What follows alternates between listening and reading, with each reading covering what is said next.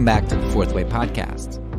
Today we are continuing our series on means and ends with our second part discussing the issue of spanking.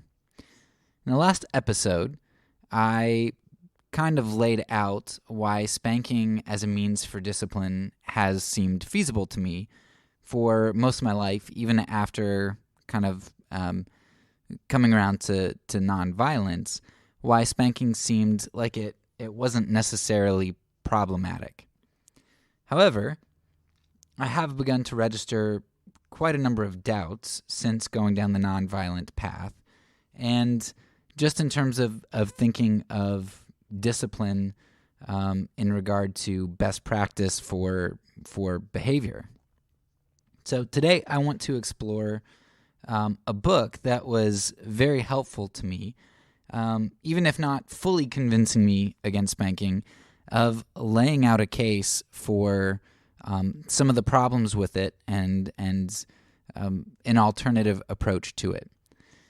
So today I want to lay out a case against spanking, and even if you don't come to the conclusion that spanking is morally problematic, I think it also kind of makes the case for why spanking is probably not the best practice most of the time, if ever. Before we get into the case against spanking, I want to recap a little bit so that you're caught up to speed if you didn't listen to the first episode. So one reason that spanking seemed legitimate to me is because when you have a 1-year-old who looks at you and purposefully disobeys you, and I mean like our oldest was doing this at 10 months old. Like I literally, she would throw food on the floor and like I'm pretty sure she knows what she's doing. And right around a year, she, we'd say, put your food on your tray or don't throw that. Something like that. And she looked at me and she acted like she put her food back on her tray. And then I looked away and she threw it off. Well, my wife, she saw her throw it off. Like my 1-year-old kid pretended to put it on the tray. Like she moved her hand and acted like she put it on the tray. And then when I turned away, she threw it off. Like, she knew what she was doing. And you can't really reason with a kid at that age. She knows what she did is wrong. You can't really explain it all, but you all just know. Like, she knows, you know, everybody knows. And so a smack on the hand, something that is a little bit shocking but non-injurious at all, seems like a really reasonable way to be able to discipline. You can't put the kid in timeout. You can't reason. Like, what else are you going to do? So to have something that is this stimuli that initiates discipline seems reasonable. And when you talk about a smack on a hand, that doesn't seem like violence, like what most people mean when they say violence. Violence seems like it would be something injurious or a slight against somebody. So if Jesus says to turn the other cheek, even if you slapped somebody, okay, maybe that doesn't do damage. That's not physically injurious.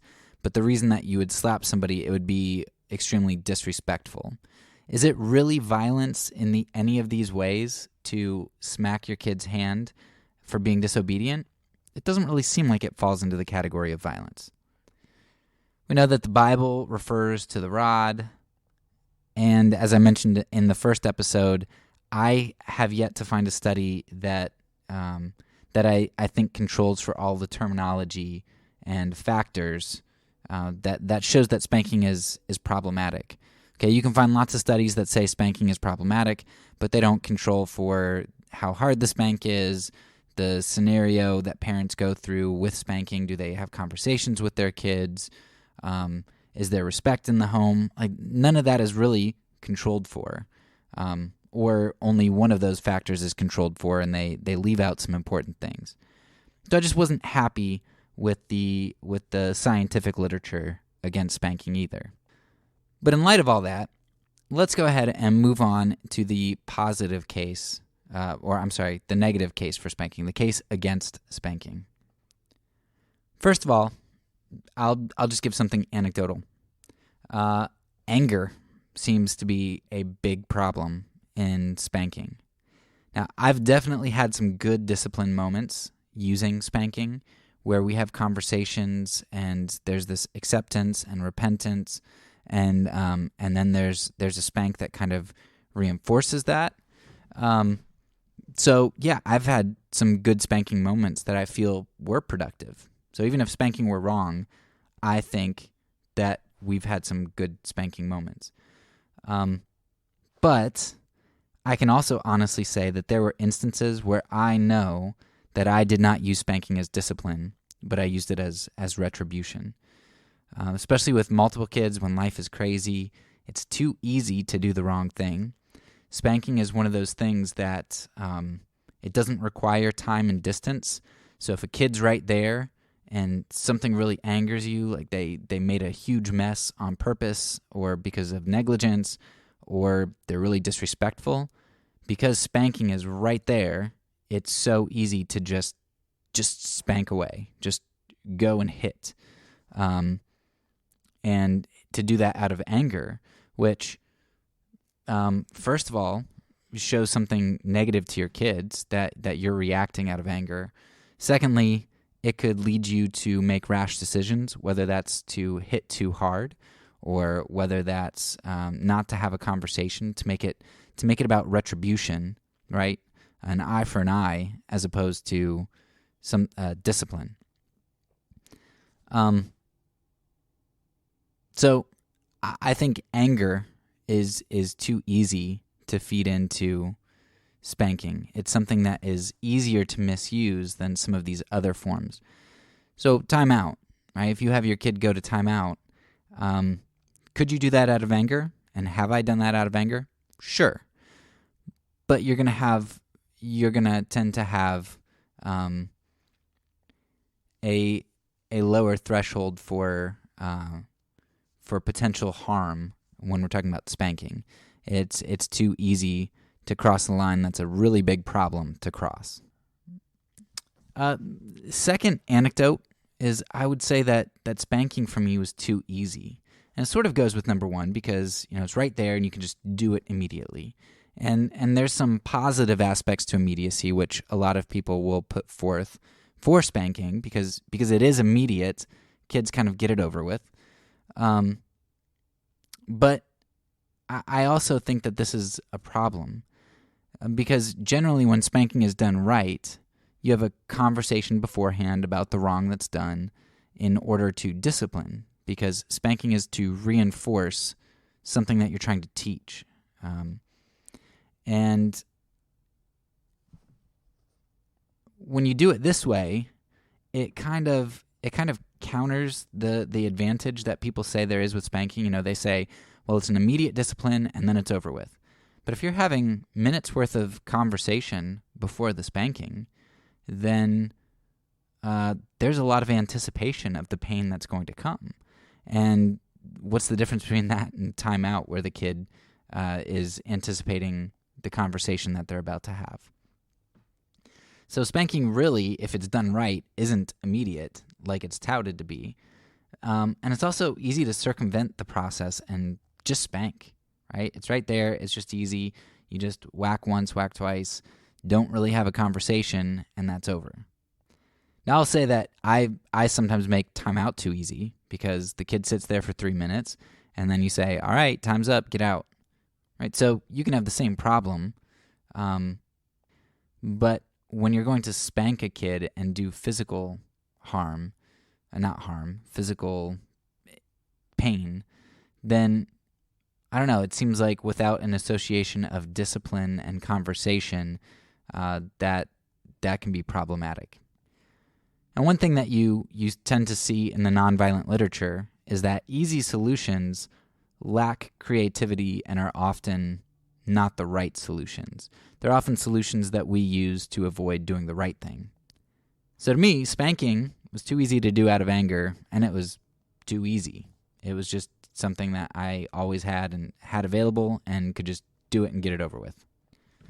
Okay, let's move on to the third thing. And this is where I'm going to get into the case that the book Corporal Punishment in the Bible, which I'll link in the show notes, which that book gets into. And I highly, highly recommend the book. It's pretty short. It's actually half of what it looks like it is, because the case that he makes is the first half of the book, and then he lays out some practical applications, which is great. But if you want the case, I mean, you're talking about maybe 100 pages. It was really good. But I'm going to try to lay out the case for you here as the book lays it out. So my third point here, and moving away from the anecdotal, is that spanking tends to undermine or ignore our biblical hermeneutic. And what I love about this author is that, well, first of all, he's very humble. He is not picking at the spanking crowd, and he shows great respect for them. So the tone of the book is awesome. But what I like about his argumentation is that a lot of times what he's going to do is he's going to use their own logic and their own intuitions in terms of the spanking community. He's going to basically use their logic to undermine their position. And the author identifies 7 areas where pro-spankers don't follow the Bible, so they undermine their biblical hermeneutic. So first of all, age limitations, then number of spanks, number 3, bodily location of the beating, 4, severity of the beating, 5, instrument of discipline, 6, frequency of beatings, and 7, emotive disposition of the parent. So we'll summarize each of those here. So in the Bible, there aren't age limitations on spanking, yet the pro-spanking community tends to say, well, we use this for kids at young ages because you can't reason with them, and then we move away from that. It's just not appropriate for kids, older than 10 or 12 or whatever the number is. And the author's like, the Bible doesn't give you age limitations, and it actually implies in some places that we're talking about older kids, maybe even adult kids in some cases. The number of spankings and lashes, right? Dobson and other people will say, I think it's like two or 3 spanks, but we see that corporal punishment allows for a lot more than that. Number 3, bodily location of the beating.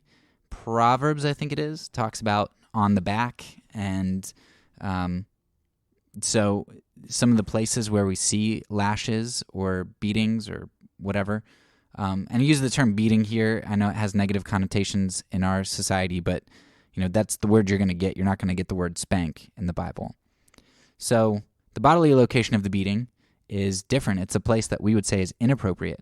The spanking community would say is inappropriate. Number 4, the severity of the beating. In the Bible, it talks about bruises resulting in welts and wounds and how those are good and healing and disciplinary. But the pro-spanking community would not say that today. Number 5, the instrument of discipline. They talk about rods, beating kids with rods.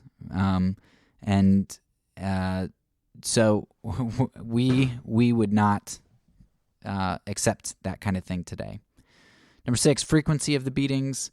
Most of the pro-spanking community are going to argue that you don't use spanking as a primary method. It's something that maybe for extreme circumstances like extreme disrespect or physical harm to a sibling or something like that. But the Bible talks about actually using beatings frequently. And the last one is the emotive disposition of the parent. There are places in the Bible where it talks about God doing discipline and physical harm out of anger, or talking about being angry with people in our judgment. And the pro-spanking community moves away from that. Now, the author applauds the pro-spankers for departing from the Bible in these regards, but he wants to call them to recognize that they do indeed depart from the biblical way of spanking, because the pro-spanking community likes to say, we don't see time out in the Bible. We don't see these other methods of discipline in the Bible. So What we do see is spanking or beating or whatever you want to call it. And since we see that and it's explicitly used, then that is the only form of discipline we actually know is mandated. So not only is it an acceptable form of discipline, but it's actually a very good form of discipline, a right form of discipline. And the author says, hey, look, you guys want to talk all about the Bible and how the Bible upholds spanking, yet you don't uphold the way in which it talks about corporal punishment. You recognize that we've moved away from that, and that's a good departure. And because we've departed from it, not because we're anti-biblical, but because we recognize the trajectory of the Bible is redemptive. And so we've moved away from it in a redemptive way. And if we can do that in terms of the severity of discipline or the physical harm that comes in discipline, the extent of it, maybe we should move away from physical harm altogether, especially in light of the redemption of Christ in the New Testament and his teachings. Very beautifully, the author is going to relate this topic of spanking to another biblical issue, and one of extremely deep intuition: slavery. The author starts with a quote from John Henry Hopkins, who was a Christian who just couldn't bring himself to accept the abolitionist viewpoint. And the author gives a quote from Hopkins, which is going to be helpful for us as we get to our issue of spanking. Hopkins says, "If it were a matter to be determined by personal sympathies, tastes, or feelings, I should be as ready as any man to condemn the institution of slavery, for all my prejudices of education, habit, and social position stand entirely opposed to it. But as a Christian, I am compelled to submit my weak and erring intellect to the authority of the Almighty, for then only can I be safe in my conclusions." Now, this wasn't just a one-off quote. If you've ever read Mark Knoll, who's a famous Christian historian, I think he's evangelical, but he has a very good book. I can't think of the name of it at the moment, but it is on like slavery, the race during the Civil War era, whatever, in early American Christianity. And I mean, this was like the people who were trying to be abolitionists were the people that we would consider liberal today. You know, they weren't taking the Bible seriously. And a lot of people who upheld slavery were people who argued for biblical literalism and for just face value reading of the Bible. Whether it's Old or New Testament, you're not going to get abolition of slavery concepts directly from the Bible. In fact, even in the New Testament, it's going to seem like the institution of slavery is being upheld. It's only if you read things in a redemptive way and I don't want to say take liberties with the Bible, but you follow the Bible's trajectory of what it's really trying to get to, the heart of what it's getting at. It's only if you do that you're going to be able to say, oh no, slavery is very clearly wrong. How could we affirm that in the light of Christ? So a lot of people today struggle with this when we go to our Bibles. We struggle with Old Testament passages on slavery as well as some of the New Testament ones, though the New Testament ones aren't nearly as abrasive. But Webb shows, the author of this book shows how slavery was in comparison to the ancient Near East laws, and how slavery as a practice was being redeemed up until it was abolished in early Christianity, and then again in modernity.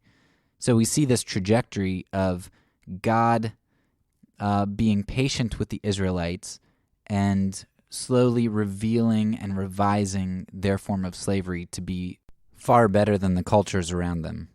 So we today, including the pro-spanking community, don't think that the Bible condones slavery in the Old Testament, or doesn't condone slavery like it seems to in the Old Testament. We recognize the distinctiveness of biblical ethics when viewed in their time.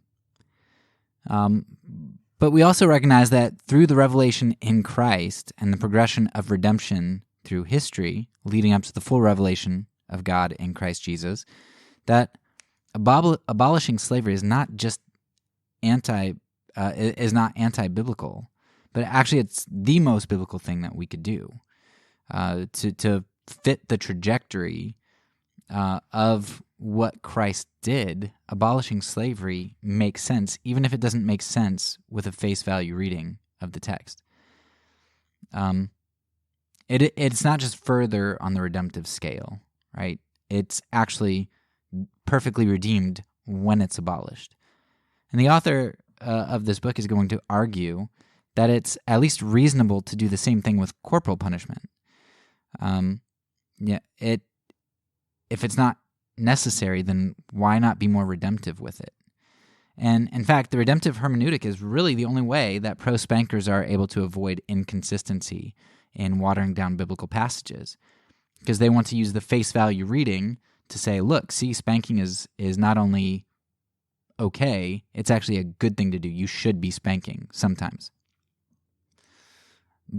But then they have at least 7 areas where they're inconsistent on the Bible and they revise it redemptively. Now, it's good that they revise it redemptively, but they fail to recognize that then they're not applying this to the possibility of redeeming corporal punishment altogether. And if you're going to throw out the redemptive hermeneutic, the problem that they're going to then have is then you lose your ability to look at something that we all know is wrong: slavery.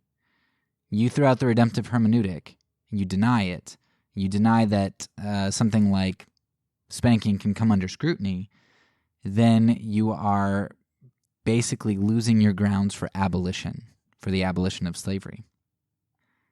And to do something like that would cost way, way too much. That would just be crazy. Okay, so we talked about, anecdotally, my anger, how I think it's too easy to incorporate spanking. It's something that doesn't require creativity or really discussion. You can have it, but it doesn't require it.